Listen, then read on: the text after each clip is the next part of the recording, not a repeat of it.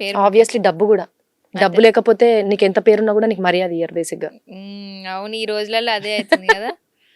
Reels లేదా vlogs?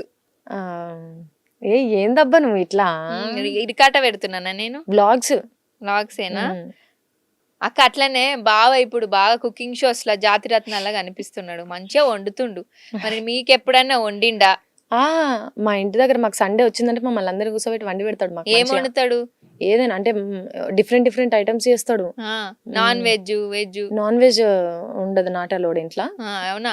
మేము veg, మంచి ప్యూర్ వెజ్, చాలా అంటే చాలా మంచి మంచి ఐటమ్స్ చేస్తాడు డిఫరెంట్ గా. మీరు వండి పెడుతుంటారా బావకి? అది కష్టం, నన్ను వంట రూమ్ లో కోనియర్ బేసిక్ వంట ఎందుకు? దగ్గరికి. మా ఇంట్లో మా అత్తమ్మకి ఏంటంటే మా అత్తమ్మ చేసేది మేము తినాలా. సో అది ఆమె సామ్రాజ్యం అన్నమాట. వంట రూమ్ అనేది మా అత్తమ్మ కింగ్డమ్. సో ఆడికి గనుక నేను పుసుక్కున్నా, నేను పోయి ఏదన్నా మొదలు పెట్టుకున్నాను అనుకో, చూసినావా నా వంట నచ్చుతలేదు అందుకే వండుకొని తింటాంది అని అంటది. ఒక్కసారి వండి పెట్టలే బావకి మరి? వండి పెట్టినా కాకరకాయ టమాటా. కాకరకాయ మీరు పాలకూర. వెజ్జే తింటారు కదా ఇక. పాలకూర నచ్చిందా మళ్ళా బావకి?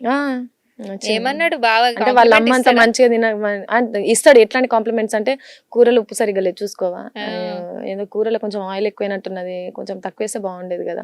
అప్పుడు ఎట్లా అనిపిస్తుంది నీకు? మన పుష్పాల మన రష్మి పడేస్తుంది కదా, అట్లా అనిపించింది? అలా పడేయలేను కానీ, అయ్యో నాకు వండడం రాదు అని నేను చెప్పిన నన్ను ఎందుకు వండమంటారు అని అంట. ఇదివరకు బాగా వండేదాన్ని నేను, పెళ్ళైన తర్వాతనే నేను వంట మొత్తమే నాకు అంత పోయిందా? బాగా వండేదాన్ని నేను. బావన్న మీకు వండి పెడుతుండు కాబట్టి సంతోషం. అత్తమ్మ మంచిగా వండి పెడుతుంది రెగ్యులర్ గా. అత్తమ్మనే కదా, ఆయనకి ఎప్పుడో షూటింగ్స్ లేనప్పుడు, లేకపోతే ఇంట్లో అందరం ఉన్నప్పుడు. ఏం చేస్తారు అక్క షూటింగ్ లేనప్పుడు మీరు అందరూ? ఇంట్లోనే మంచిగా పాత సినిమాలు పెట్టుకొని కూర్చుంటాం, బయటికి ఏం పోము. మా అత్తమ్మకు నాకు మా ఇద్దరికి పాత సినిమాలు అంటే చాలా ఇష్టము. పాత సినిమాలు పెట్టుకొని హ్యాపీగా కూర్చుంటాము. మరి బావకు ఒక పాట వాడు రాదే? ఏదేమైనా సఖా విడువను నిన్నే, ఒట్టుగా బొట్టుగా చెబుతున్నాలే.